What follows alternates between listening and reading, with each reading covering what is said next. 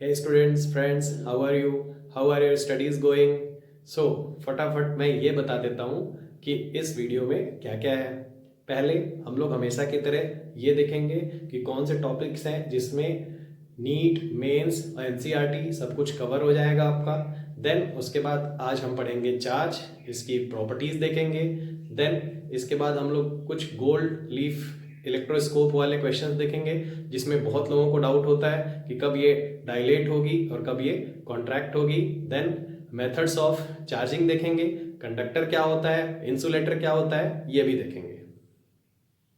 So these are the topics जिसमें आपका NCERT तो पूरा कवर होगा ही, साथ में नीट और मेंस का भी पूरा सिलेबस कवर होगा। First is charges and Coulomb's law, उसके बाद आप सुपरपोजिशन ऑफ फोर्सेस पढ़ते हो। Next is electric field and it's calculation. Next electric lines of forces. Next is Gauss law and its application and last is electric dipole. ये दो parts में हम लोग पढ़ेंगे, चैप्टर 1 में भी और 2 में भी। चैप्टर 1 में फील्ड, फोर्स और टॉर्क के कैलकुलेशन करेंगे। So let's go. So, what is electrostatics? Is very clear.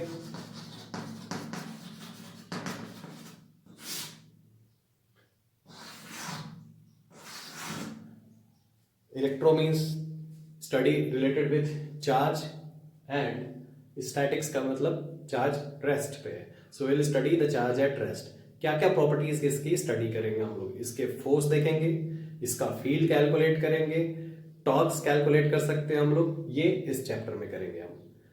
आगे इसमें अभी मैं ये नहीं बता रहा हूं कि कब इलेक्ट्रिक फील्ड जनरेट होगी, कब मैग्नेटिक फील्ड जनरेट होगी या इलेक्ट्रोमैग्नेटिक फील्ड जनरेट होगी। वो सारे केसेस जैसे जैसे आते जाएंगे, मैग्नेटिज्म जब आएगा वो मैं पूरा एक्सप्लेन कर दूंगा। अभी सिर्फ हम लोग इलेक्ट्रोस्टैटिक्स पे फोकस करते हैं। सो इलेक्ट्रिसिटी एंड चार्जेस की डिस्कवरी स्टार्ट कहां से हुई, किनको क्रेडिट जाता है? सो अराउंड 600 BC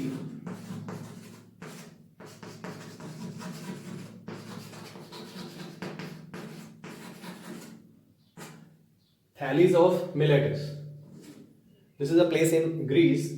इन्होंने स्टडी करना स्टार्ट किया। सबसे पहले इन्होंने क्या बताया कि ऑब्जेक्ट को अगर आप रब करते हो सिल्क के ऊपर या कॉटन के ऊपर तो इसके ऊपर चार्ज प्रोड्यूस होता है। तो फिर ये इलेक्ट्रिसिटी वर्ड कहां से आया? इलेक्ट्रॉन से। इलेक्ट्रॉन का मीनिंग है एम्बर। ये एक सब्सटेंस होता है किसके जैसा? एक जेमस्टोन के जैसा। तो यहां से वर्ड डिस्कवर किया गया इलेक्ट्रॉन या इलेक्ट्रिसिटी वर्ड यहां से आया। Let's study the charge. Charge क्या होता है? आपने कई जगह पे डिफाइन किया हुआ, या तो पढ़ा होगा या तो सुना होगा, that it is the property which comes due to transfer of electron. अगर आप एक बॉडी का चार्ज डिफाइन कर रहे हो वहां तक तो ये डेफिनेशन सही है, बट अगर आप एक प्रोटॉन और इलेक्ट्रॉन का चार्ज डिफाइन कर रहे हो तो प्रोटॉन ने तो ना तो इलेक्ट्रॉन दिया है और ना तो लिया है, तो इसके चार्ज को इससे तो आप डिफाइन कर नहीं सकते हो। नेक्स्ट,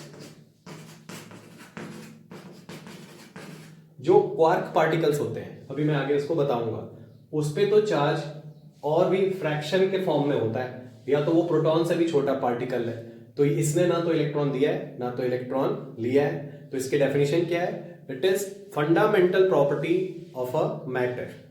आप चाहो तो नोट कर लेना पॉज कर करके। It is fundamental property of matter due to which it applies a force which is much stronger than gravitational force. Gravitational force से हमने कैसे कंपेयर किया? बिकॉज 11th में हमने फोर्सेस के फॉर्म में अगर आप देखोगे फंडामेंटल 4 फोर्सेस होते हैं, gravitational, electrostatic, strong nuclear, weak nuclear. उसमें से आपने 11th में कौन सा पढ़ लिया है? Gravitational force. तो हम वहीं से इसको कंपेयर करते हैं। So I repeat, it is fundamental property of matter due to which it applies force which is much stronger as compare to gravitational force. और इस फोर्स को आप क्या बोलोगे? Correct, electrostatic force. नाउ जब ये बात हो रही है कि इलेक्ट्रोस्टैटिक फोर्स ग्रेविटेशनल से स्ट्रांग होता है, तो थोड़ा ये भी देखते हैं कि ये कितना स्ट्रांग होता है। 100 times, 1000 times, lakhs times, millions, trillions, कितने टाइम होता है? उससे भी बहुत ज्यादा। देखते हैं कितने टाइम्स होता है। 2 इलेक्ट्रॉन्स के लिए हम लोग कंपेयर करेंगे इलेक्ट्रोस्टैटिक फोर्स को और ग्रेविटेशनल फोर्स को। ये 2 इलेक्ट्रॉन है, इसके बीच का इलेक्ट्रोस्टैटिक एंड ग्रेविटेशनल दोनों फोर्सेस निकालना है। So electrostatic force will be k q1 q2 upon r square.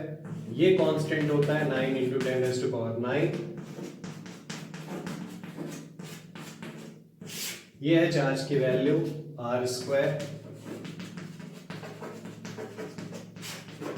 This is gravitational force.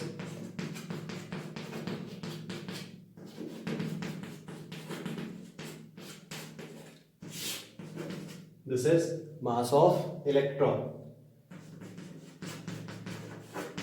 अब ये भी देख लो फटाफट कैलकुलेशंस, इसको शॉर्ट में कैसे कर सकते हैं। 10⁻⁴ को अलग कर दिया करो,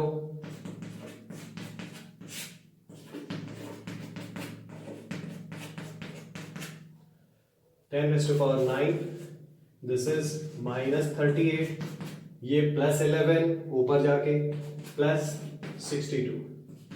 so this is how much 9। इसको आप 2.56 को अप्रोक्सीमेटली आप 2 ले सकते हो या 3 ले सकते हो।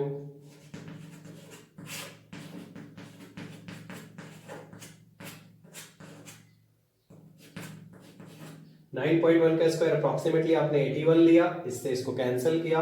ये 10⁻⁴ कितना है? This is 82 minus 38, 10⁻⁴। 2.5 से अप्रोक्सीमेटली 9 को कैंसिल करके आप 1/4 लिख दो, 10⁻⁴। Now this is approximately close to 25. 1/25 is 0.04. 0.04 into 10⁻⁴ means that is approximately 4 into 10⁻42 times. इतना ज्यादा फोर्स होता है electrostatic force as compare to what? Gravitational force. इसको थोड़ा सा आप विजुअलाइज करना। This is not 10 into 42, this is 10⁻42। So 1 के आगे 42 zeros लगाने हैं। ये बोर्ड भी यहां आ नहीं पाएगा नो। और इसको विजुअलाइज करके देखते हैं, ये है कितना? ये है कितना? 1 crore into 1 crore into 1 crore into 1 crore into 1 crore into 1 crore, 6 times. इतना ज्यादा फोर्स स्ट्रांग हो गया है 10⁻42 टाइम्स।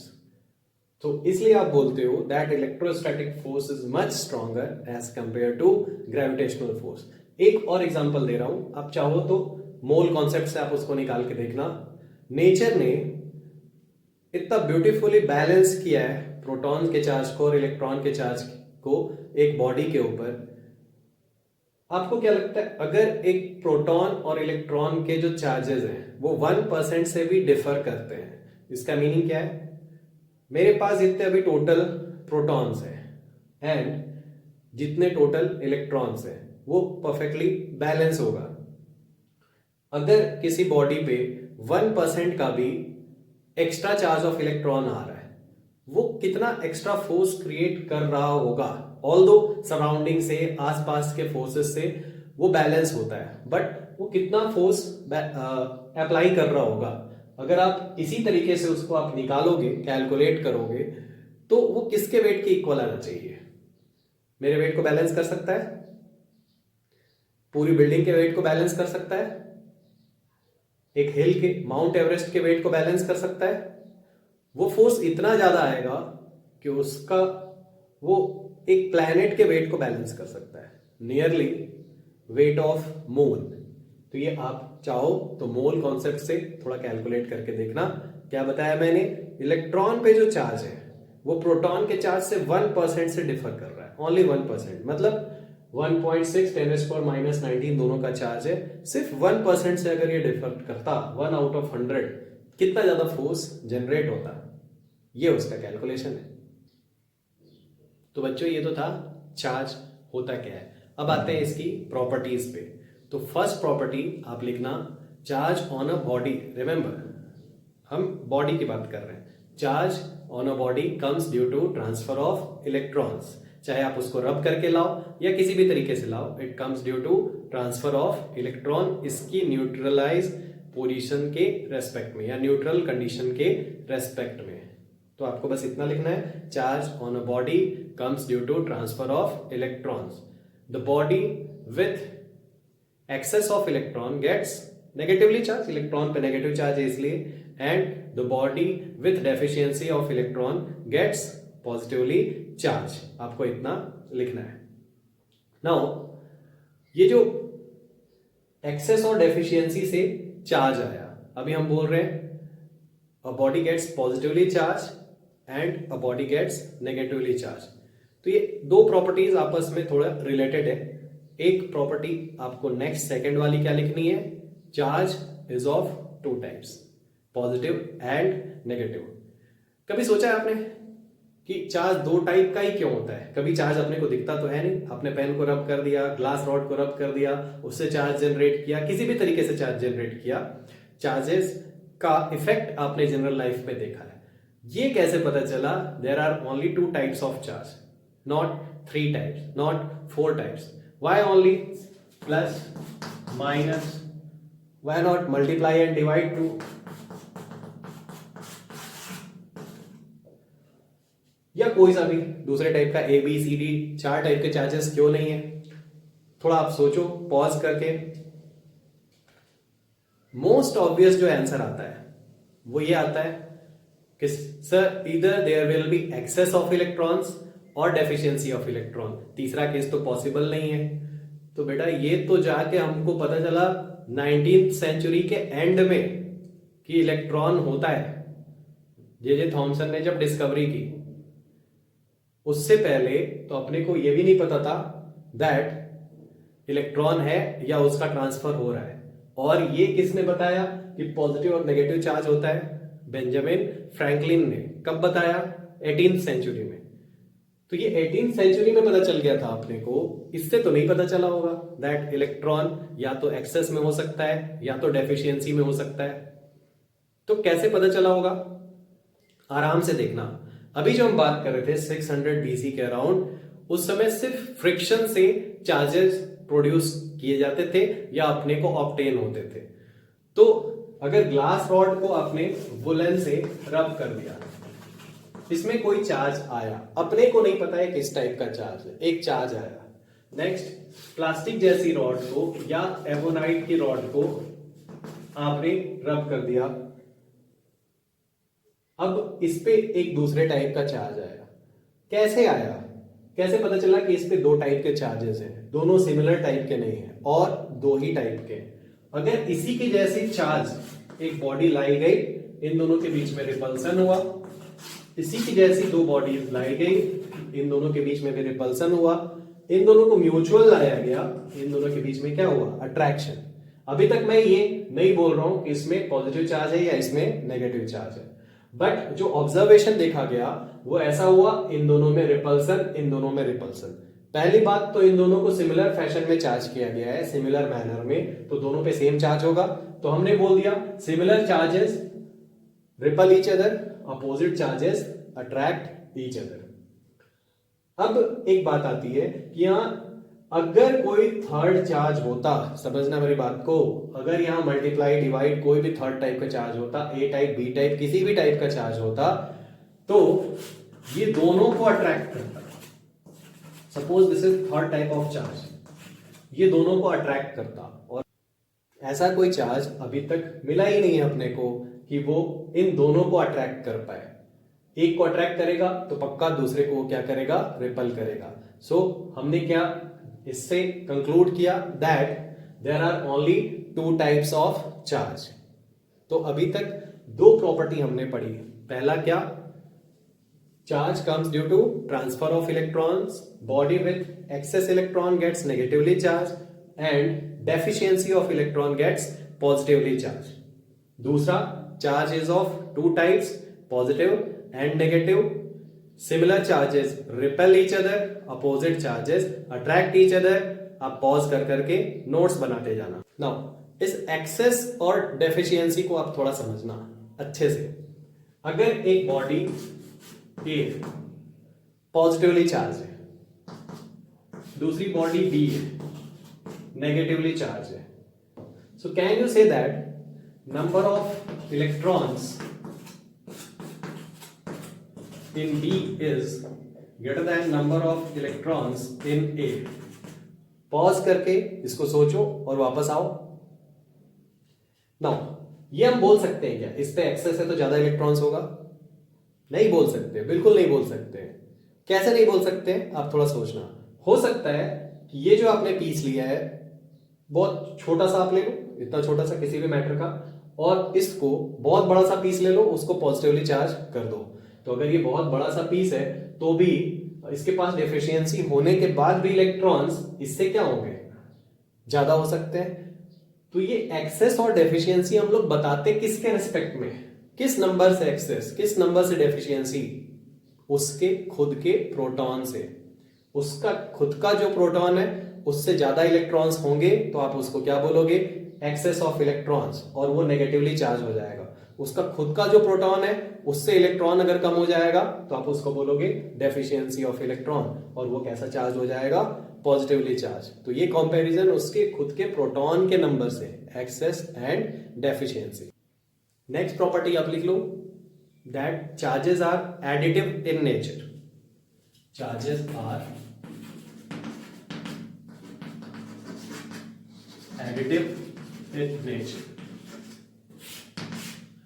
Additivity of charges. अब ये तो बेंजामिन फ्रैंकलिन ने बता दिया that there are two types of charge. फिर उन्होंने इसको कैसे बताया कि ये positively charge and negatively charge. इसको ये why positive and negative charge, why not A type and B type, why not का टाइप एंड खा type, why not any other name. उसको पॉजिटिव और नेगेटिव ही क्यों बोला गया? उसका थोड़ा सिग्निफिकेंस है, आप थोड़ा समझना। अगर आपने एक छोटे से रीजन में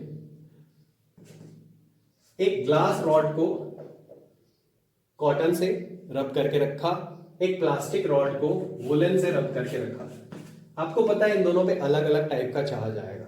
एक छोटे से रीजन में रखा और इसको आपने क्लोज ला दिया या इन दोनों को ऐसा टच करा के रख दिया, तो बाहर के किसी रीजन के लिए ये कैसा बिहेव करेगा? नो चार्ज के जैसा, जीरो चार्ज के जैसा बिहेव करेगा ये। या तो एक मेटल पे कोई चार्ज है, पहले टाइप का आपने चार्ज दिया मेटल पे, फिर दूसरे टाइप का ही इक्वल अमाउंट का चार्ज दिया, तो वो कैसा बिहेव करने लगेगा? डिक्रीज्ड इफेक्ट के साथ। इक्वल दे दिया फर्स्ट टाइप का चार्ज और सेकेंड टाइप का चार्ज, तो वो कैसा बिहेव करने लगेगा? न्यूट्रलाइज। और न्यूट्रलाइज बिहेव कर रहा है, इसका मतलब चार्जेस जो है वो ऐड हो सकते हैं। चार्जेस क्या हो सकते हैं? ऐड हो सकते हैं। इसको आप थोड़ा सा समझना, सिर्फ बुकिश लैंग्वेज पे मत जाओ, उसके पीछे के रीजन पे जाओ। दैट एडिटिविटी ऑफ चार्जेस में हम बोलते हैं that charges can be added. So कौन सी क्वांटिटी है जो ऐड नहीं हो सकती है? ऐड तो हर क्वांटिटी हो सकती है। तो फिर ये लॉ क्यों दिया गया? Charges can be added algebraically, it means with their signs to get their net effect. उसका नेट इफेक्ट अगर आप निकालोगे तो दो चार्जेस को आप ऐड कर सकते हो। मतलब एक मेटल को +5 माइक्रोकूलॉम का चार्ज दिया गया, फिर उसको -3 माइक्रोकूलॉम का चार्ज वापस दिया गया, सो ये बिहेव कैसे करेगा? जैसा एक 2 माइक्रोकूलॉम का चार्ज बिहेव करता है। तो आपको लिखना क्या है यहां पे? Charges can be added algebraically to get their net effect. Next is conservation of charge.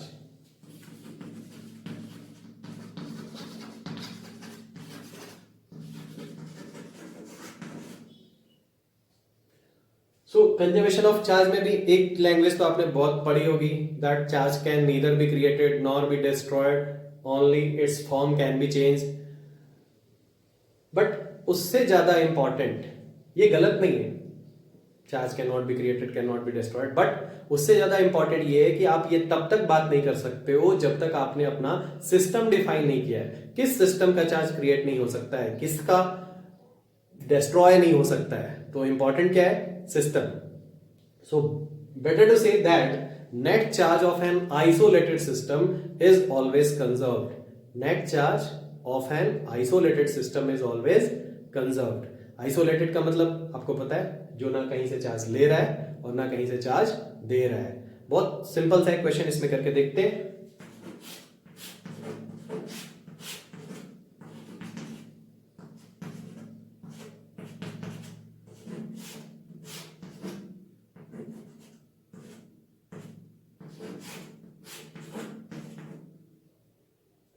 Suppose इस बॉडी पे 5 कूलॉम का चार्ज है, इसमें -2 कूलॉम का चार्ज है। इस पे सपोज कर लो कि इन दोनों को कांटेक्ट में लाने के बाद या किसी भी प्रोसेस से इन दोनों के बीच में म्यूचुअली कोई प्रोसेस कराने पे इस पे -1 कूलॉम का चार्ज आया, इस पे कितना चार्ज आएगा सेकेंड वाले पे। सो इसका सिंपल सा मीनिंग क्या है, Q initial equal to Q final, 5 -2 equal to -5 plus Q। सो इसका मतलब इस पे कितने का चार्ज आएगा, 4 कूलॉम का चार्ज आएगा। ऑल्दो कूलॉम बहुत लार्ज यूनिट है, हमने बस एज्यूम किया है यहाँ पे।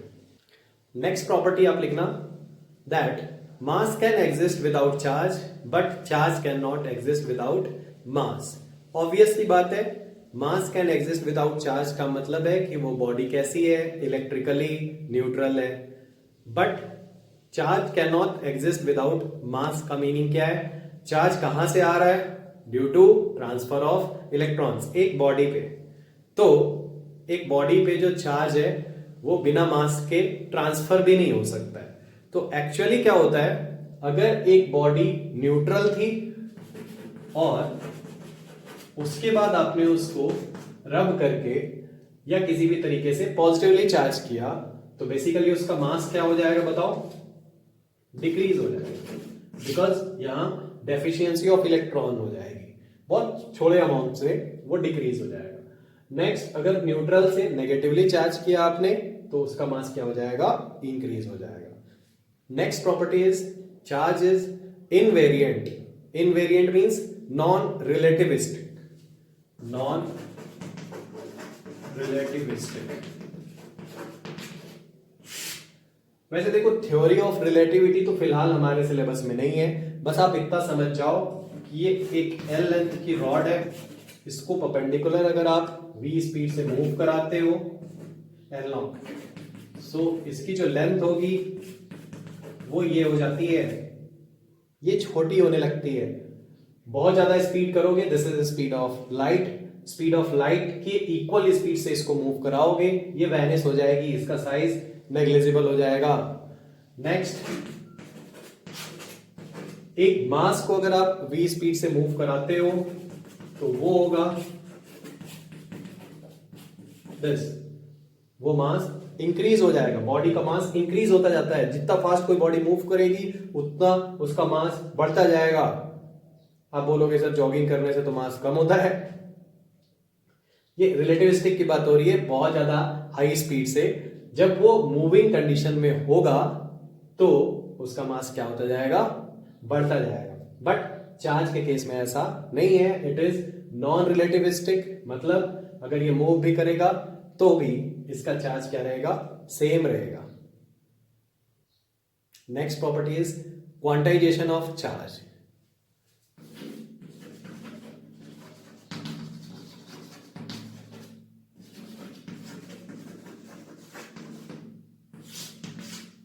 क्वांटाइजेशन ऑफ चार्ज, क्वांटाइज्ड करना किसी चीज को, इसका मतलब उसको एक किसी फिक्स्ड मिनिमम अमाउंट के मल्टीपल्स के फॉर्म में ट्रांसफर करना, या बंडल्स या पैकेट्स के फॉर्म में ट्रांसफर करना या एग्जिस्ट करना, दैट इज कॉल्ड क्वांटाइजेशन।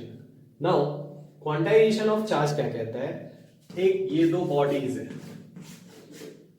इनको आपने रब किया, एक पे आएगा चार्ज पॉजिटिव, एक पे आएगा चार्ज नेगेटिव। नाउ इसने अगर 1 इलेक्ट्रॉन का ट्रांसफर किया है तो इस पे चार्ज कितना आया, +1e, इस पे आया -1e।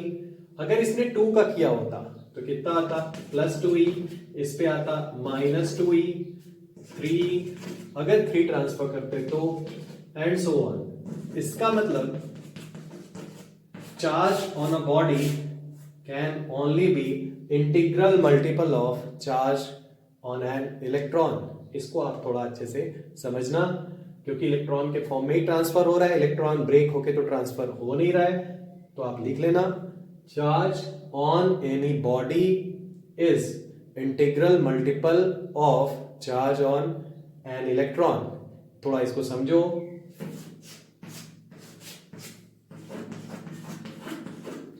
ये दो बॉक्स है, इसमें बॉल्स है ईच ऑफ 10 ग्राम, और ये जो बॉक्स है वो एम्प्टी है। यहां से आप बॉल्स ट्रांसफर कर रहे हो। थोड़ी देर के बाद अगर मैं बोलूंगा that mass of the balls in this case और in this container is 35 gram, balls को आप ब्रेक नहीं कर रहे हो, तो ये पॉसिबल है क्या? नहीं है पॉसिबल। मतलब यहां जो मास है वो कितने अमाउंट में क्वांटाइज्ड है? 10 ग्राम में। So here the mass can be 30 ग्राम और 40 ग्राम, बट ये 35 ग्राम नहीं हो सकता है। वैसी ये चीज है जो आपने शायद नोट कर लिया होगा। नाउ इसमें एक पॉइंट आता है कि जो क्वार्क पार्टिकल्स होते हैं, क्वार्क पार्टिकल्स, उस पे जो चार्ज होता है, इस कहां पे ये कैसे कैसे अप्लाई होता है वो मैं अच्छे से बता रहा हूं, आप थोड़ा समझना। क्वार्क पार्टिकल्स जो होते हैं वो 6 टाइप्स के होते हैं, up, down, top, bottom, straight and charge. इसमें से अप पे होता है +2/3, डाउन पे चार्ज होता है -1/3। अपसाइड का चार्ज कितना हो गया? +2/3 एंड डाउन साइड का हो गया -1/3। अब इन दोनों से, बाकी अभी अपने को उतनी जरूरत नहीं है, सिर्फ इन दोनों को अभी आप देखो। अगर आप अपसाइड और डाउन साइड से ही बनता है प्रोटॉन एंड न्यूट्रॉन।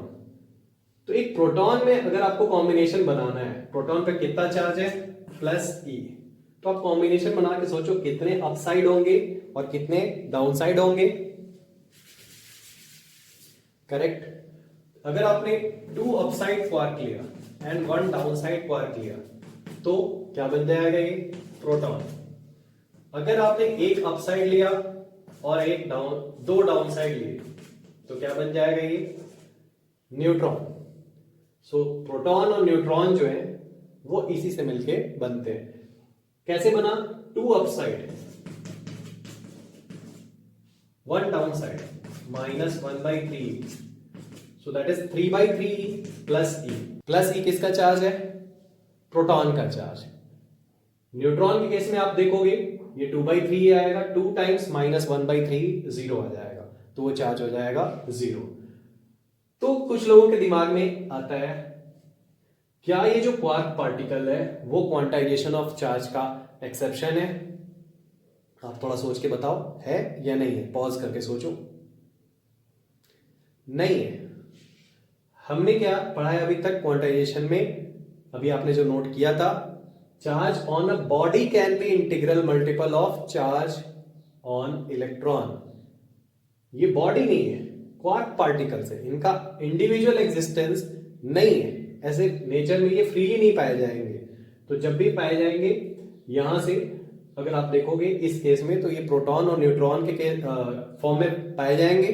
तो इसलिए ये जो चार्ज है वो किसी बॉडी के ऊपर पॉसिबल नहीं है। एक इसके ऊपर क्वेश्चन लिखना आप, और थोड़ा ज्यादा क्लियर होगा।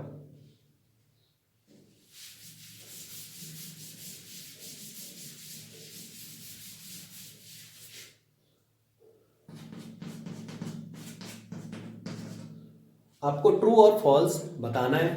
First sentence is quark particles have charges which are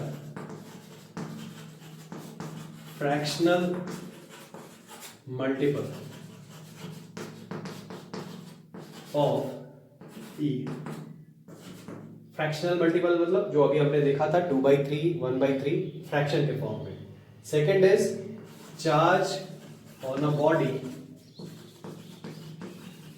can be fractional multiple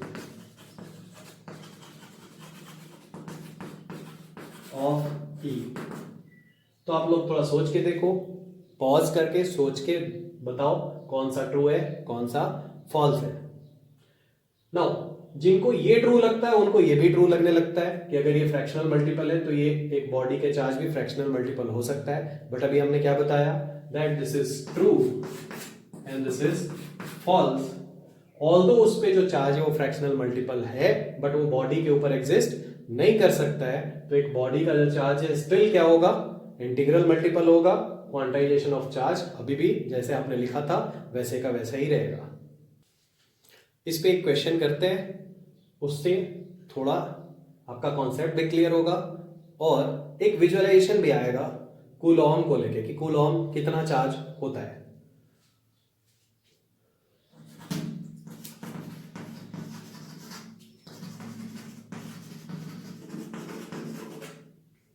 तो ये वो क्वेश्चन है, बहुत ही सिंपल सा है।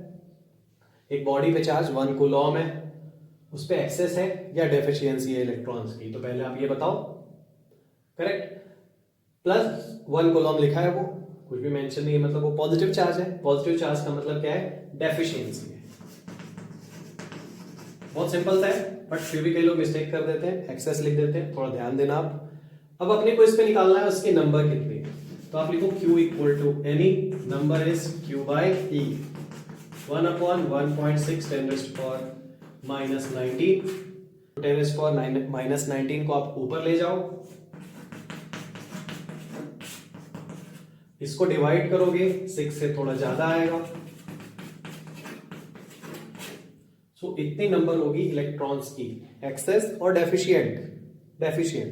अब थोड़ा आप समझना, this is huge number of electron, इसलिए 1 कूलॉम चार्ज जो है बहुत लार्ज यूनिट है। तो आप कहीं पे चाहो तो नोट कर सकते हो, coulomb is very large unit, so for practical purpose और in physics we take charges in range what, micro coulomb, nano coulomb, और ये सारे सिंबल्स का मीनिंग आपको पता होगा। एक और इंपॉर्टेंट चीज आप इसमें देखना, आप नोट करके लिखना, दैट सपोज आपसे पूछा जाए 3 × 10⁻⁻19 Coulomb charge, is it possible और नॉट, तो आप बोलोगे बिल्कुल पॉसिबल नहीं है। 1.6 10⁻⁻19, इसका मल्टीपल क्या हो जाएगा 3.2 10⁻⁻19, तो इसके मल्टीपल्स में जो होंगे वही चार्ज पॉसिबल होगा।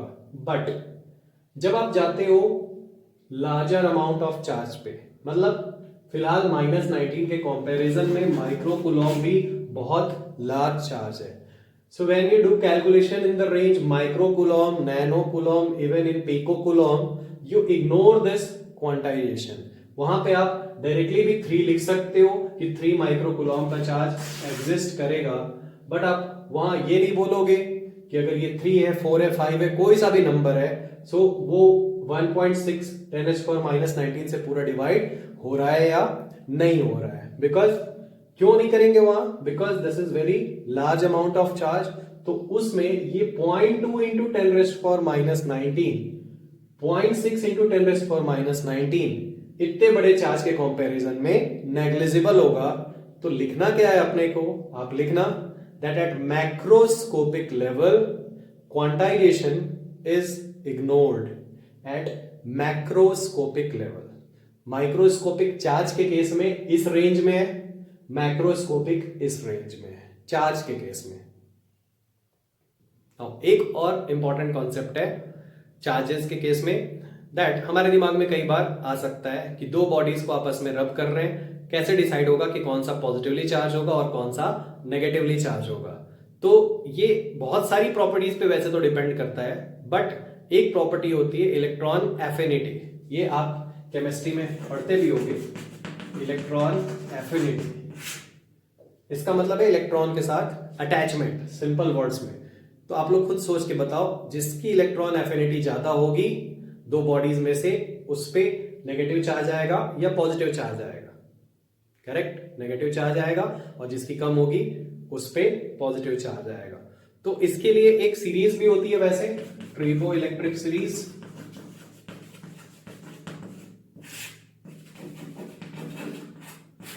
इसमें हाई इलेक्ट्रॉन एफिनिटी वाले ऑब्जेक्ट्स को ऊपर रखा जाता है, लो वाले को नीचे रखा जाता है। तो जब आप रब करोगे तो जो पहले आ रहा है सीरीज में ऊपर आ रहा है उस पे कैसा चार्ज आएगा, नेगेटिव, और जो नीचे आ रहा है उस पे कैसा चार्ज आएगा, पॉजिटिव। नेक्स्ट इंपॉर्टेंट पॉइंट आता है इसमें इलेक्ट्रोस्कोप। ये एक इंस्ट्रूमेंट है, इससे आप क्या पता कर सकते हो कि बॉडी पे सिमिलर चार्ज है या अपोजिट चार्ज है, किस बॉडी पे चार्ज ज्यादा है या कम है। एग्जैक्ट अमाउंट मेजर नहीं कर सकते हो, बस आप कंपेयर कर सकते हो किस पे ज्यादा है किस पे कम है, कैसा चार्ज है इस पे। तो देखते हैं ये होता क्या है। बहुत सिंपल सा ये एपरेटस है।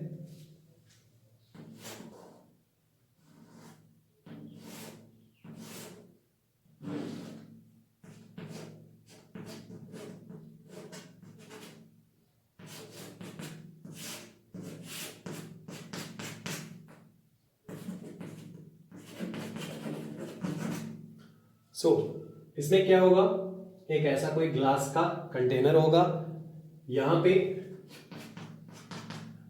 एक रॉड होगी, मेटल रॉड। ये आपने ग्राउंडिंग कर दिया है इसका या अर्थिंग कर दिया है, और यहां पे मेटल की लीफ होगी। वैसे तो गोल्ड लीफ इलेक्ट्रोस्कोप भी होता है, आप चाहो तो आप इसको घर पे सस्ते में भी बना सकते हो। एल्यूमिनियम की लीफ ले लो। ये क्या है, ये रॉड जो हम लोग यूज करते हैं, मेटल रॉड कर्टन्स के लिए, पर्दे वर्दे टांगने के लिए, और यहाँ पे उसी का ये मेटल वाला कॉन्टैक्ट है जो कई बार आपने देखा होगा। उसके एंड में एक कंटेनर लेके आप उसको ऐसा अटैच कर दो, यहां कोई से भी इसको टाइट कर दो रबर से या किसी भी इंसुलेटिंग मटेरियल से, तो ये आपका इलेक्ट्रोस्कोप रेडी हो जाएगा। इसको चिपकाने के लिए आप चाहो तो सेलो टैप भी यूज कर सकते हो। नाउ ये मेजर कैसे करेगा चार्ज को, अगर आपने यहां पे एक चार्ज को लाके रखा, पॉजिटिव चार्ज को, तो आपको पता है कि इस मेटल के इलेक्ट्रॉन्स को ये इधर की तरफ पुल करेगा। अगर ये पहले से न्यूट्रल था, उधर नेगेटिव चार्ज है, इधर कैसा चार्ज आएगा, पॉजिटिव चार्ज आएगा। पॉजिटिव चार्ज आएगा, ये एक दूसरे को रिपल करेगा, तो ये क्या होगी, इसकी जो स्ट्रिप्स है वो डायलेट होगी, एक दूसरे से दूर जाएगी, डायलेट होगी या एक्सपैंड करेगी। नाउ इससे और क्या क्या केसेस हो सकते हैं वो एक एक करके मैं सारे केसेस आपको बता रहा हूं। आप एक एक करके ड्रॉ करके लिखते भी जाना बहुत अच्छे से, ये इंपॉर्टेंट है बहुत। नीट में एज इट इज क्वेश्चन इस पे आते हैं, मेंस में भी एज इट इज क्वेश्चन आ सकते हैं। नाउ सी फर्स्ट केस, अगर आप यहां पॉजिटिव चार्ज लाओ या नेगेटिव चार्ज लाओ, पहले से ये अनचार्ज था, तो फर्स्ट केस लिखना, initially electroscope was uncharged, and if you bring positive charge और negative charge, in both cases the leaves will dilate. आपसे बस ये पूछा जाएगा कि ये डायलेट होगी या कॉन्ट्रैक्ट होगी। यहां क्या होगा बताओ, डायलेट। नेगेटिव चार्ज लाओगे, यहां पॉजिटिव आएगा, यहां नेगेटिव आएगा, बट अल्टीमेटली क्या होगा, डायलेट ही होगा। नाउ केस 2 लिखना, it is already charged, electroscope already charge. Suppose करो पॉजिटिवली चार्ज था, and you bring a similar charge, and you bring a similar charge to this metal end, तो क्या होगा, तो कॉमन सेंस तो ये कहता है ये पॉजिटिवली चार्ज है और ये भी पॉजिटिवली चार्ज है, तो रिपल्सन से डायलेट करेगा। ऐसा होगा क्या, देखते हैं। अगर ये पॉजिटिवली चार्ज है तो उधर की तरफ क्या करेगा, पहली बात, दो तरीके से आप इसको समझ सकते हो। या तो ये समझ लो कि ये सारे प्लस चार्जेस को और इधर की तरफ रिपल करेगा, प्लस चार्जेस को इधर रिपल करेगा, तो ये चार्ज होगा increase, charge increases, so again the leaves will dilate. तो इसकी लीव्स जो होगी वो क्या होगी, डायलेट होगी। नाउ इसको दूसरे तरीके से भी समझ सकते हो, सेम इसी चीज को, क्योंकि पॉजिटिव चार्ज तो ट्रांसफर होता नहीं है, ट्रांसफर एक्चुअली क्या होता है, इलेक्ट्रॉन्स। उस फॉर्म में अगर कोई समझेगा तो क्या होगा, अगर ये प्लस चार्ज है तो इलेक्ट्रॉन्स किधर भागे, ऊपर, इलेक्ट्रॉन्स ऊपर की तरफ भागे तो इधर प्लस चार्ज क्या हो गया, इंक्रीज हो गया। अगेन ये क्या होगा, डायलेट। तो या तो आप प्लस चार्ज के मूवमेंट से समझो या तो माइनस चार्ज के मूवमेंट से समझो। तो क्या कॉन्सेप्ट बना, कंक्लूड कर रहा हूं, अगर ये पहले से चार्ज था, if it was initially charge and you bring similar charge, इसके पास आप सिमिलर चार्ज लाते हो, तो इसकी जो लीव्स होगी वो क्या होगी, डायलेट होगी। तो इसका नेक्स्ट केस बहुत ऑब्वियस है, अगर आप अपोजिट चार्ज लाओगे तो क्या होगी, कॉन्ट्रैक्ट होगी। Next case is if x-ray is passed in electroscope filled with air, इसमें पूरा एयर फील्ड है, आपने यहां से एक्सरे पास की। तो पहली बात तो समझो एक्सरे से होता क्या है। एक्सरे जब आप पास करते हो किसी मेटल के ऊपर, हैवी मेटल्स के ऊपर, तो वहां से इलेक्ट्रॉन्स बाहर निकलते हैं, फोटो इलेक्ट्रिक इफेक्ट के जैसे। तो वहां से क्या बाहर निकलता है, इलेक्ट्रॉन्स बाहर निकलते हैं।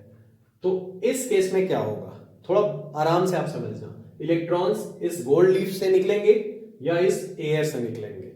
तो पहले एयर आयनाइज होगी, इसमें plus ion minus ions form हो जाएंगे जो पहले से आयनाइज्ड नहीं थी। उससे क्या होगा आप थोड़ा सा समझना, अगर ये ऑलरेडी प्लस चार्ज था तो हम ये बोलते हैं यहां पे आयन्स आ गए, तो हम ये बोलते हैं कि ये चार्ज लीक करता है या इसमें से प्लस चार्ज कम हो जाएगा। आप थोड़ा इसको दूसरे तरीके से भी समझ सकते हो, अगर ये प्लस चार्ज है, प्लस चार्जेस को ये रिपल कर देगा, माइनस को अपनी तरफ अट्रैक्ट कर लेगा, इस पे चार्ज क्या हो जाएगा, कम हो जाएगा। चार्ज कम होगा तो ये क्या हो जाएगा, कॉन्ट्रैक्ट।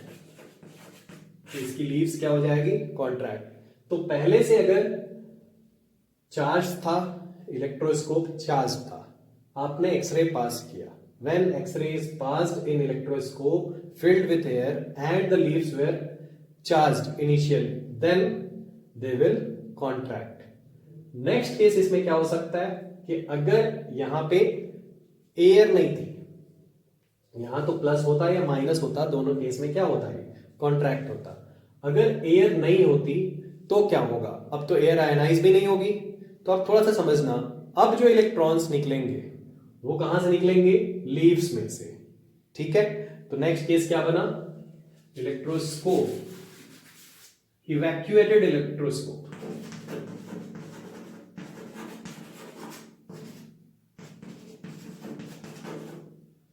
तो ये आयंस वाली बात नहीं होगी, ठीक है। इसमें दो केसेस है इवैक्यूएटेड इलेक्ट्रोस्कोप में। Initially the leaves were uncharged, थोड़ा आराम से आप समझना, अगर ये अनचार्ज होगा, इलेक्ट्रॉन यहां से बाहर निकलेगा, ये दोनों चार्ज होंगे, तो इस केस में लीव्स क्या हो जाएगी, डायलेट हो जाएगी, दिस डायलेट्स। तो वैक्यूम के केस में अगर अनचार्ज है तो क्या होगा, डायलेट। अगर वो चार्ज है तो क्या होगा, अगेन दो केसेस आते हैं चार्ज के केस में। यहां चार्ज का केस मैं एक्सप्लेन कर रहा हूं, if it was charge,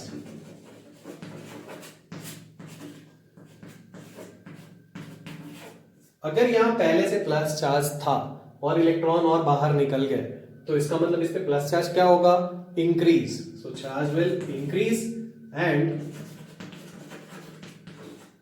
the leaves will dilate. अगर यहां पहले से माइनस चार्ज था, इलेक्ट्रॉन्स बाहर निकल गए, charge decreases and it contracts. तो थोड़ा आराम से आप समझना, एयर वाले केस में, एक्सरे के केस में दो केसेस हैं, पहला एक एयर और दूसरा एक वैक्यूम वाला। एयर वाले केस में whether it is positive charge और नेगेटिव चार्ज, इनिशियली वो हमेशा क्या होगा, कॉन्ट्रैक्ट होगा, उसके चार्जेस कम होंगे। इवैक्यूएटेड वाले केस में वैक्यूम है, यहां पे कोई एयर नहीं है, तो इसमें भी दो केसेस है, अनचार्ज्ड एंड चार्ज्ड। अगर ये अनचार्ज था तो क्या करेगा, डायलेट करेगा। चार्ज के केस में दो केसेस है, positively charge and negatively charge. Positive है तो डायलेट करेगा, नेगेटिव है तो कॉन्ट्रैक्ट करेगा।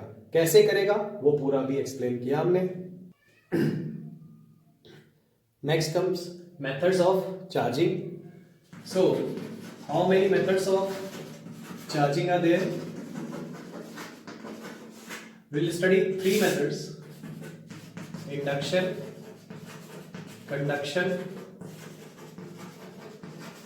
and friction,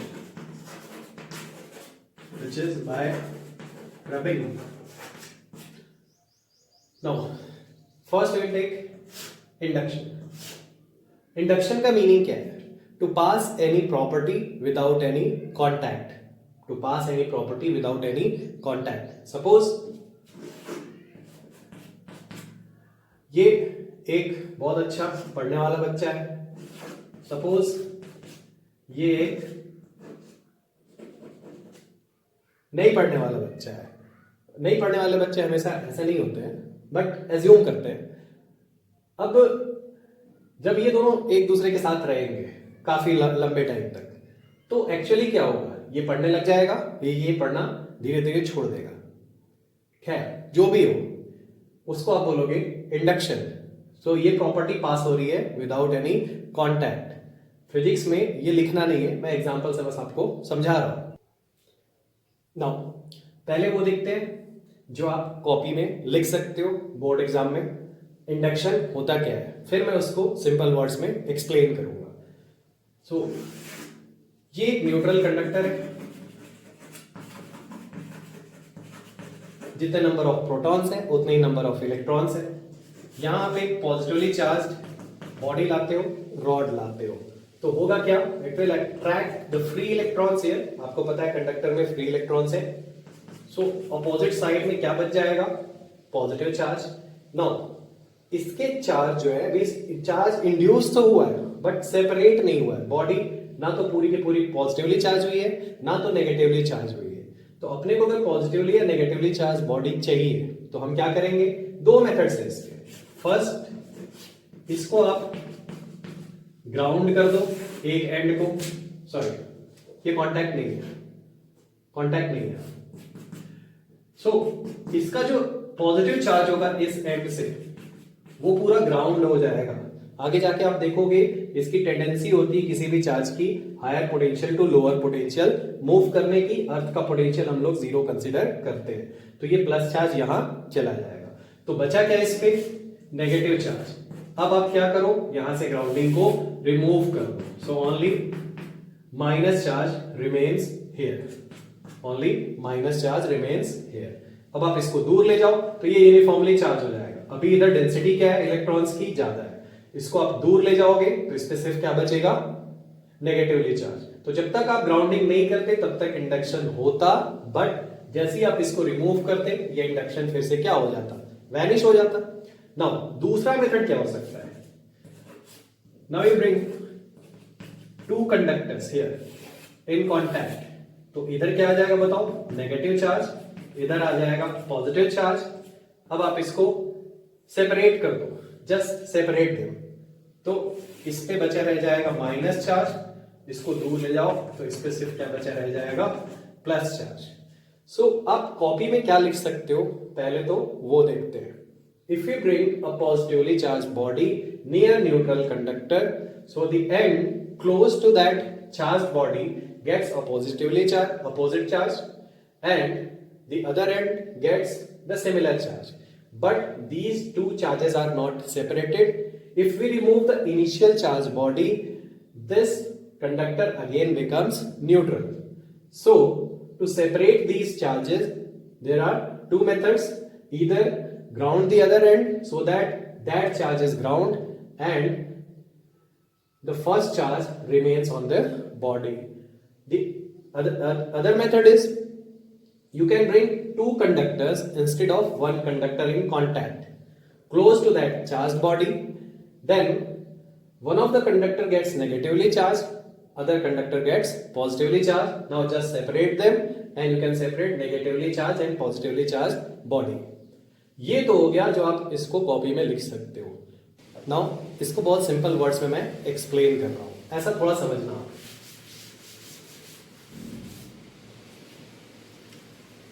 क्या कंडक्टर में सिर्फ फ्री इलेक्ट्रॉन्स होते हैं? सारे के सारे इलेक्ट्रॉन्स फ्री होते हैं? नहीं. जो इलेक्ट्रॉन्स एटॉमिक स्टेट में बाहर के सेल्स में, बाहर वाले सेल्स में, वो फ्री टू मूव होते हैं। हालांकि जब वो एटम्स पास आएंगे और कंडक्टर बनाएंगे तो स्ट्रक्चर ऐसा होगा नहीं। तो फिलहाल आप ऐसा समझो that few electrons are free to move, उसमें से कुछ इलेक्ट्रॉन्स जो है वो फ्री टू मूव है, कुछ का अटैचमेंट थोड़ा ज्यादा है न्यूक्लियस के साथ, कुछ का अटैचमेंट थोड़ा कम है। अभी आप फिलहाल ऐसा समझो, this is negative charge and this is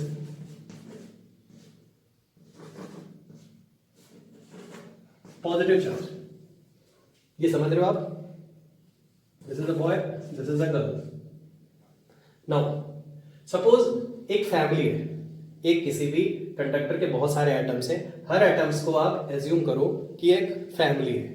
जैसे सपोज आयरन, सो आयरन में क्या है, 26 प्रोटॉन्स है एंड 26 इलेक्ट्रॉन्स है, 26 बॉयज है, 26 गर्ल्स है।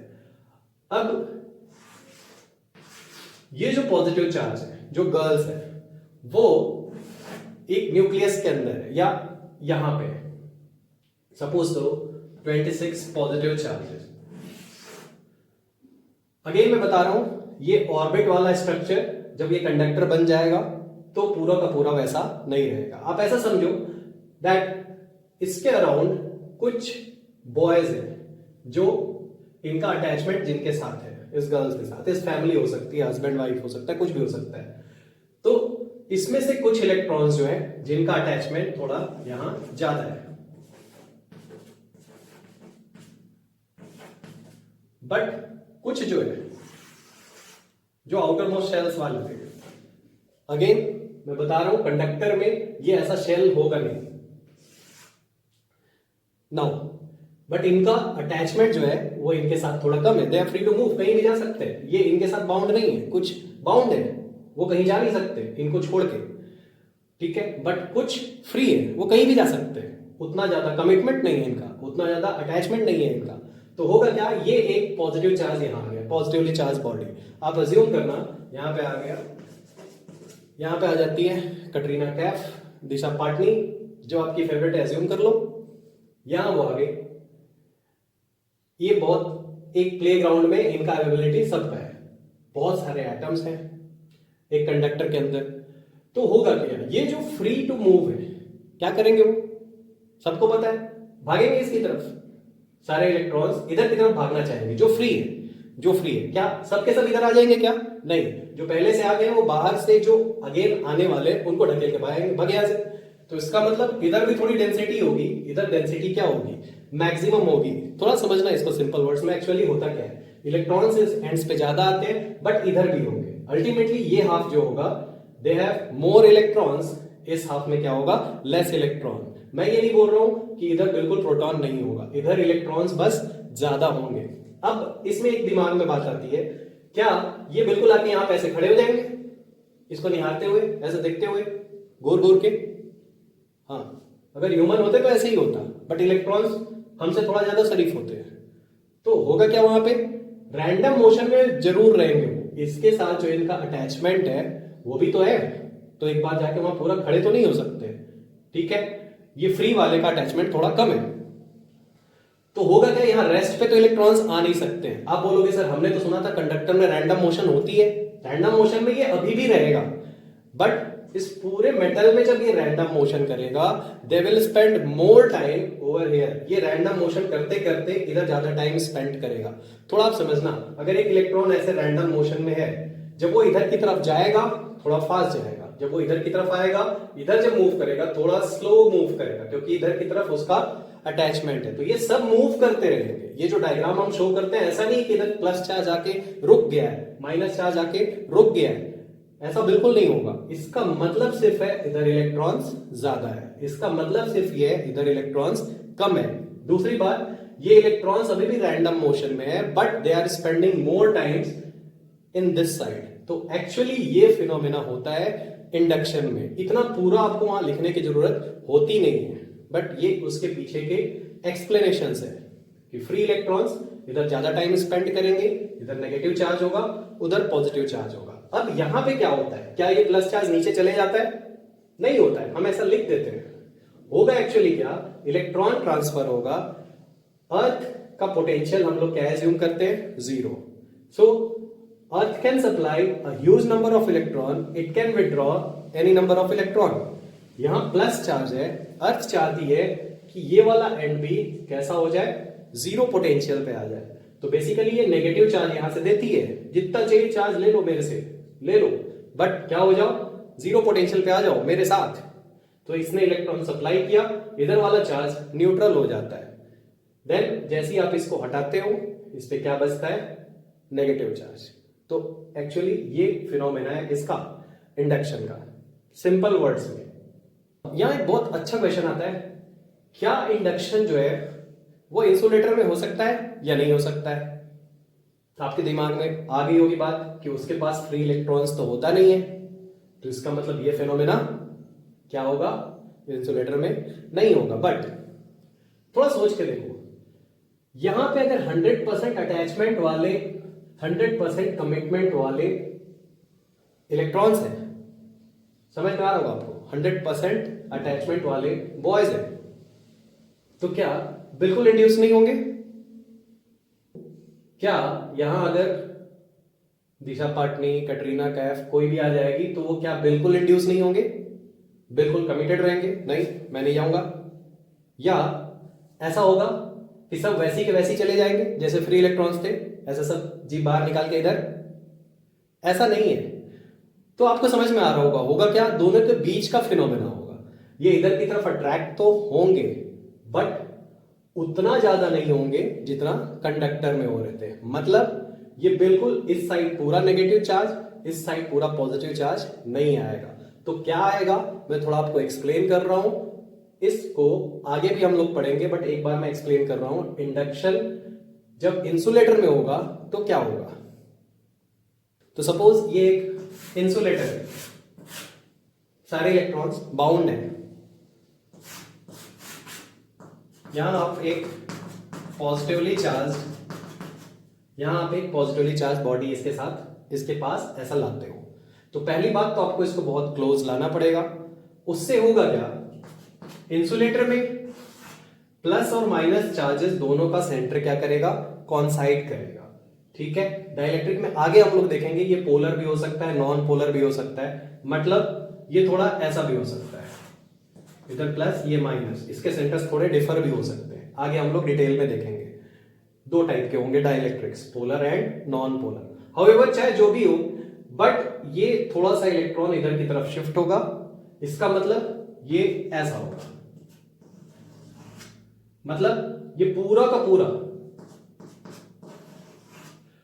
हर एटम का, हर मॉलिक्यूल का फ्री इलेक्ट्रॉन्स इधर मूव करके नहीं आया है, वो थोड़ा सा बस इधर की तरफ ड्रिफ्ट हो गया है. अभी भी ये पूरा का पूरा इसके साथ अटैच्ड है, हाँ, बट वो वहीं पे थोड़ा सा इधर खिसकने की कोशिश करेगा, इधर की तरफ अट्रैक्शन, थोड़ा सा खिसकेगा, थोड़ा सा उधर देखेगा. तो इससे होगा क्या, इधर की तरफ नेगेटिव चार्ज आ जाएंगे और इस बाउंड्री पे क्या आ जाएगा, पॉजिटिव चार्ज आ जाएगा. तो इसका मतलब चार्जेस तो यहां भी थोड़े इंड्यूस होते हैं, बट उस अमाउंट में नहीं होते हैं जितना किसमें होता है, कंडक्टर में होता है. नाउ सेकेंड डिफरेंस क्या है इसमें इंडक्शन के कंपैरिजन में, दैट अभी भी ये जो चार्जेस है, माइनस चार्जेस, अभी भी ये इसके साथ अटैच्ड है, ये इसको छोड़ के गया नहीं है, बस इसने थोड़ा इसकी तरफ देखा है, बेचारे ने देखा है, मतलब इधर इलेक्ट्रॉन्स बस थोड़े से क्या हुए हैं, शिफ्ट हुए हैं. तो इसका मतलब अगर आप इसको ग्राउंड ऐसा करोगे भी तो इलेक्ट्रॉन्स इधर की तरफ जाएंगे नहीं, या तो प्लस चार्ज इधर की तरफ ग्राउंड होगा नहीं, क्योंकि they are all bound. So in this you can not separate minus and plus charge like conductors, जैसा आप किसमें कर पा रहे थे, कंडक्टर्स में कर रहे थे. तो अगेन कॉन्सेप्ट क्या बना कि यहां भी इंडक्शन होता है, बट कंडक्टर्स से थोड़ा क्या होता है, कम होता है. Next method is conduction.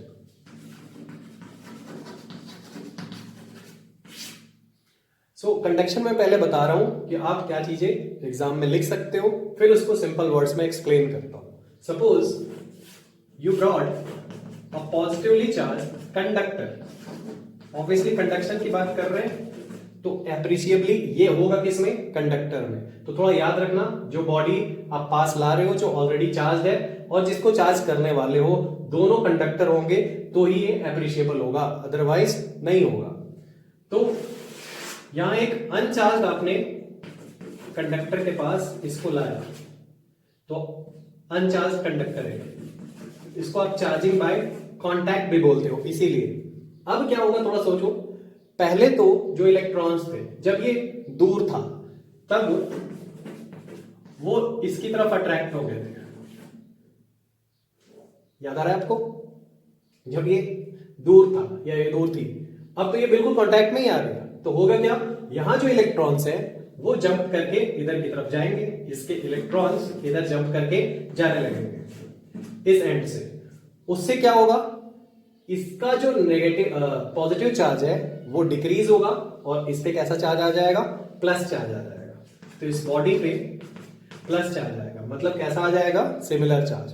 तो पहले शॉर्ट में आपको स्कूल में लिखना कैसे है, that if a positively charge conductor is brought in contact with uncharged conductor, then the charge is transferred, ऐसा भी बोल सकते हो, plus charge is transferred till their potential become equal. क्या होता है पोटेंशियल, आगे देखेंगे।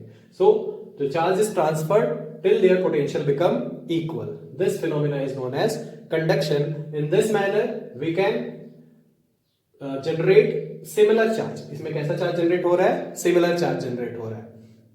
अब थोड़ा इसको आप समझना, ये तो हो गया आपने स्कूल एग्जाम में कैसे लिखा, इसको जनरल लैंग्वेज में क्या हमने एक्सप्लेन किया, दैट जैसे यहां पे इलेक्ट्रॉन्स थे, यहां पे इलेक्ट्रॉन्स भी है और यहां पे प्रोटॉन्स भी है, बहुत सारे इलेक्ट्रॉन्स इसके जो है वो कैसे है, फ्री टू मूव है, बहुत सारे इलेक्ट्रॉन्स क्या है, फ्री टू मूव है रैंडम मोशन के साथ। तो वहां अगर इधर डेफिशिएंसी है, इधर इलेक्ट्रॉन्स कम है, तो क्या होगा, इस पूरी बॉडी पे इलेक्ट्रॉन्स कम है, तो इधर जो ज्यादा इलेक्ट्रॉन्स है इधर की तरफ जंप करके भागेंगे, तो क्या होगा, इसका चार्ज होगा डिक्रीज और इसका चार्ज क्या होगा, इंक्रीज। और ये चार्ज दोनों पे प्लस चार्ज कब तक आएगा, जब तक पोटेंशियल इक्वल नहीं होता है, दोनों तरफ ये बैलेंस होने की कोशिश करता है, पोटेंशियल बैलेंस होने की कोशिश करता है। So that is conduction. होगा किसमें, ये कंडक्टर में। इंसुलेटर में क्यों नहीं हो पाएगा, आपको पता है, क्योंकि उसमें सबके सब क्या है, बाउंड है, तो जंप करके जाएंगे कहां, मूव करके जाएंगे कहां। Last method is charging by friction.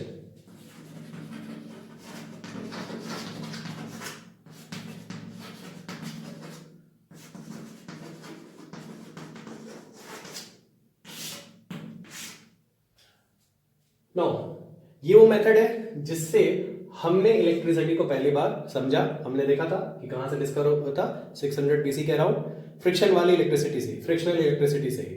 और ये वही मेथड है जिससे आई थिंक नेचर में सबसे ज्यादा इलेक्ट्रिसिटी प्रोड्यूस होती है, कहां, क्लाउड्स में, ह्यूज अमाउंट ऑफ इलेक्ट्रिसिटी और ह्यूज अमाउंट ऑफ चार्ज।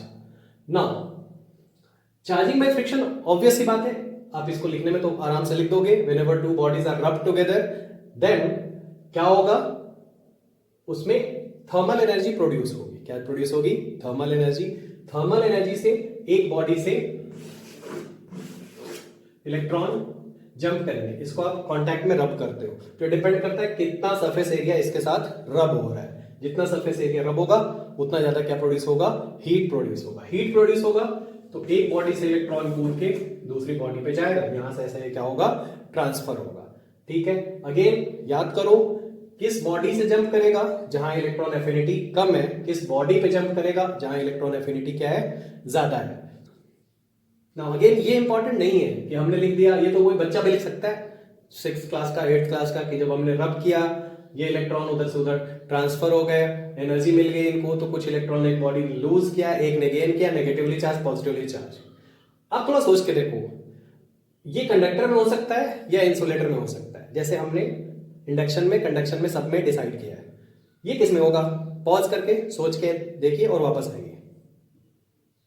क्या सोचा, किस में होगा, ये दोनों में होगा, कंडक्टर में भी हो सकता है, इंसुलेटर में भी हो सकता है। ठीक है, ऑब्वियसली कंडक्टर में क्या होगा, ज्यादा होगा थोड़ा। नो, इंसुलेटर में इतना चार्ज कैसे आ जाता है, जब कंडक्शन से आ नहीं रहा था एक चार्ज बॉडी को जब हम लोग लाए थे तब तो इलेक्ट्रॉन इधर जंप करके नहीं गया था इसके पास। अगर ये इंसुलेटर है तो इंसुलेटर में ये तो हुआ नहीं था। अभी ऐसा क्या हुआ कि ये इंसुलेटर है तो भी चार्ज हो जाएगा, ये दोनों इंसुलेटर है तो भी चार्ज हो जाएगा, दोनों इंसुलेटर है तो भी चार्ज हो जाएगा। ऐसा ये सब सोच के आपको देखना चाहिए, उसके सारे पॉसिबल केसेस आपको सोचने चाहिए। अभी तक क्या था बेटा, कंडक्टर के पास फ्री इलेक्ट्रॉन्स थे तो वो जंप करना चाह रहे थे, यहां सबके सब बाउंड थे तो वो जंप करना नहीं चाह रहे थे। यहां ऐसा क्या हुआ कि जो जंप नहीं करना चाह रहा था वो भी जंप कर गया। सपोज ये दोनों के दोनों इंसुलेटर है, फिर भी इलेक्ट्रॉन जंप कर गया। अरे भाई एनर्जी मिली इलेक्ट्रॉन्स को, दोनों बॉडीज को एनर्जी मिली, ठीक है। इसकी फैमिली वाले इसको एनर्जी दे रहे हैं, या तो किसी भी फॉर्म में एनर्जी दे रहे हैं। एक तरफ से रिपल्सन बढ़ रहा है, एक तरफ से अट्रैक्शन बढ़ रहा है, एनर्जी दे रहे हैं। इधर जिधर इलेक्ट्रॉन एफिनिटी क्या है, कम है, वो बोल रहे हैं मेरा अटैचमेंट तेरे से कम होगा। उनके अंदर उस फैमिली में एनर्जी आई है, मतलब ये इलेक्ट्रॉन को एनर्जी मिली है, ये मूव करना चाह रहा है। और इधर का न्यूक्लियस उसके साथ इसका अटैचमेंट कम है, इसका मतलब ये इधर से इसको धक्का मारना चाह रहा है, और दूसरी तरफ उसको अफेक्शन मिल रहा है दूसरी फैमिली की तरफ। इन सारी फैमिलीज में से जो मेंबर्स है, ये जो मेंबर्स है दूसरी तरफ उनको ज्यादा अटैचमेंट अफेक्शन मिल रहा है, और दोनों तरफ एनर्जी गेन हो रही है। तो इलेक्ट्रॉन्स किधर ट्रांसफर होंगे, जिधर एफिनिटी कम है उधर से, जिधर की तरफ ज्यादा है उधर की तरफ। तो डिफरेंस बस ये है कि जब आप नॉर्मल कंडक्शन कर रहे थे तो इस इलेक्ट्रॉन को पुश करने के लिए कोई एनर्जी नहीं थी, इसकी एनर्जी को बढ़ाने के लिए थर्मल एनर्जी प्रोड्यूस नहीं हुई थी, यहां प्रोड्यूस हो गई है, इसलिए ये मूव कर रहा है। तो ये थे आज के सारे टॉपिक्स। अब आपको एक काम करना है, अभी जो हमने डिस्कस किया इंडक्शन, कंडक्शन और फ्रिक्शन, इसको 3 पार्ट्स में ऐसा करके उसके डिफरेंसेस आपको लिखने हैं।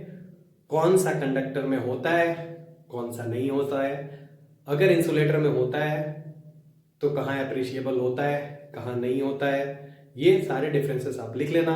कहाँ सिमिलर चार्ज प्रोड्यूस होता है, किसमें अपोजिट चार्ज प्रोड्यूस होता है, किसमें उनको सेपरेट कर सकते हैं, बॉडी को एक्चुअली चार्ज कर सकते हैं, किसमें नहीं कर सकते हैं। कुछ एग्जांपल्स आप लिख लेना प्रैक्टिकल लाइफ में, जहां आप कंडक्शन, इंडक्शन और फ्रिक्शन देखते हो। आई थिंक ये काम बहुत आसानी से आप कर सकते हो, क्योंकि वो मैं पूरा एक्सप्लेन करूंगा तो यही चीजें बार बार एक्सप्लेन होंगी और लेक्चर काफी लेंदी हो जाएगा। So this was my first video of 12th syllabus. ये आपको कैसा लगा कमेंट बॉक्स में जरूर लिखना। तो हम लोग नेक्स्ट क्लास में मिलते हैं। Thank you very much.